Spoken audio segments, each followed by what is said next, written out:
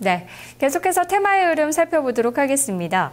아무래도 북한발 리스크가 좀 남아있다고는 하는데요. 방산주 같은 경우에는 등락이 엇갈리고 있고 그래도 눈에 띄는 부분에 장 초반에는 대북 경협주들이 좀 상승세로 돌아섰다는 점이 눈에 띄고 있습니다. 북한발 리스크가 좀 잦아들지는 않을까 하는 기대감도 갖게 하는데요. 또 어떤 테마들이 움직임이 나타나고 있는지 정조현 전문가 만나보겠습니다. 안녕하세요. 네, 안녕하십니까. 정동현입니다. 네, 오늘 흐름 어떻게 보세요? 네, 이번 주 들어서 일단 뭐 대북 리스크가 확장되고 있는 가운데 지수의 변동폭이 좀 미미한 그런 구간인데요. 거기다가 좀 만기까지 이제 끼고 있다라고 하는 것이 아무래도 시장이 좀 움직이지 못하는 주요 변수가 되고 있다 볼 수 있겠고, 상대적으로 일단 2,000포인트권역에서 유가증권 시장이 좀 안정화를 기록하다 보니까 코스닥 시장 중심으로 해서 오늘 지수도 오르고, 또 이제 오늘 외국계 자금 자체가 한 200억대까지 좀 빠르게 증가세를 보이는 가운데 테마 주제 동향도 좀 활발하게 형성이 되고 있다라고 좀 볼 수 있습니다. 특히나 이제 앵커께서도 말씀하셨습니다만 아무래도 키 리졸브 훈련이 이번 주하고 다음 주까지 좀 지속이 되기 때문에 실제로는 방산 관련주가 매일 올 것 같기도 합니다만 오히려 또 금일 시장에서는 차익 매물이 좀 많이 증가를 하고 있고, 반대로 경영 관련주가 또 일부 반등세를 보이는 것도 결국에는 이제 대북 리스크를 증시가 어떻게 해석을 하고 있는가 이런 부분에 대한 어떤 힌트상으로 보시면 더 좋을 것으로 판단이 됩니다.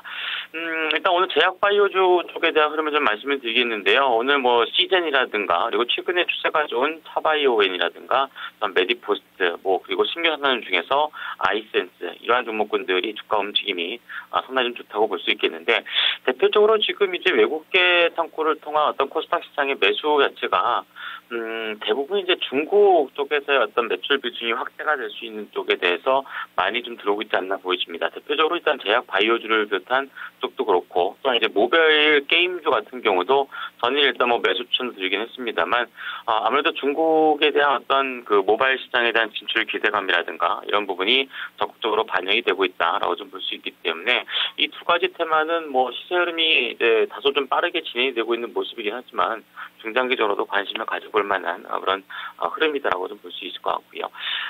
수소전지 관련돼 있는 자동차 연비 규제 관련돼 있는 종목군들이 재차 상승세를 기록하는 모습이고요. 지난주 폴리실리콘 가격이 급등세를 보이면서 일단 추세가 좀 양호해지고 있는 태양광 관련 종목군들도 금일 5성 LST를 중심한 중소업체군들 중심으로의 강세가 이어지고 있는 모습이고요.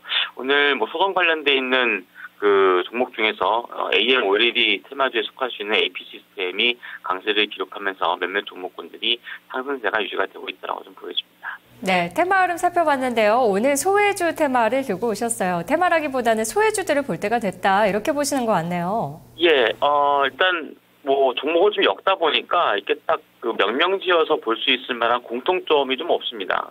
유일하게 공통점이라면은 장기간 하락 내지는 횡보 보였던 최소한 6개월에서 한 1년 정도는 거의 고점이 나오지 않고 저점을 다지고 있는 종목군들의 움직임을 이제 캐치를 하다 보니까 제가 좀 명명지어서 그냥 소외주 테마다라고 명칭을 붙이긴 했습니다만 딱 맞아 떨어지는 것 같지는 않습니다.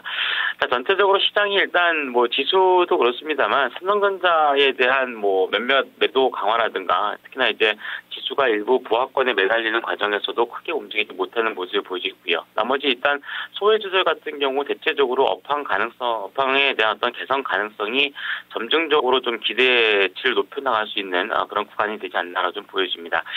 일례로서 금일 NC소프트가 주가가 좀 많이 오르고 있습니다만 결국에는 주가를 하락시켰던 수급 자체가 호전되었을 때에도 빠른 주가 반등을 좀 전망해 볼 수 있을 만한 그런 흐름이 아닌가 좀 보여지기 때문에 현재 구간 때도 그렇습니다만 좀 관심 갖고 볼 만한 그런 흐름이 아닌가 보여집니다. 대표적으로 NC소프트는 지난해 연말까지는 외국계 창구를 통한 매도가 굉장히 많았습니다만 오히려 최근은 이제 금일 같은 경우도 그렇고 재차 매수 반전 내려가는 그런 움직임도 나타나고 있고요. OCI 같은 경우도 마찬가지 관점이라 좀 보여집니다. 그 밖에도 현대중공업이라든가 만도, 롯데케미칼 이런 쪽이 중장기적으로도 가격적으로 좀 메리트가 있긴 하지만 수급에 대한 호전 이제 변화 가능성이 잡히기 시작한다면은 오히려 또 시장 대비해서 또 빠른 반등도 기대해 볼 수 있지 않나라고 좀 보여집니다. 네, 추천주 가운데 NC소프트 오늘 흐름이 아주 좋습니다. 오늘 추천해 주실 종목은 뭔가요? 예, 오늘 만도를 좀 보도록 하겠는데요. 이제 어제 추천드렸던 이제 펜토스나 뭐 중장기 추천 중인 엔소프트라든가 뭐 이런 쪽은 크게 중기 추세의 어떤 움직임에서 큰 변화만 없으면은 좀 길게 들고 가셔도 괜찮다고 보여지고, 오늘 만도는 일단 자동차 부품사가 완제품 업체군 대비했을 때 주가 움직임이 좋은 상황인 것은 맞습니다.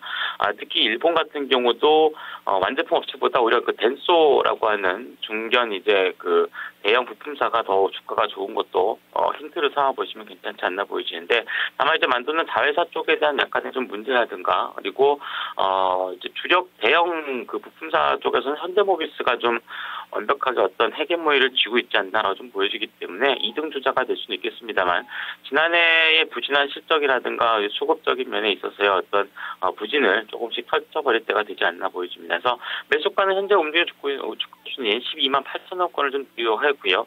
단기적으로는 일단 뭐 14만 원권을 볼 수 있겠습니다만, 중장기적인 대응을 해나간다라면은 그보다 조금 더 높은 수준도 기대를 해볼 수 있을 거라 보여집니다. 손절매 가격은 조금 타이트하게 12만 3천 원권으로 지시해드리도록 하겠습니다. 네, 전문가님 말씀 고맙습니다. 네, 감사합니다. 네, 오늘의 공략주는 만도였네요. 정주현 전문가와 테마 살펴봤습니다. 테마 나우였습니다.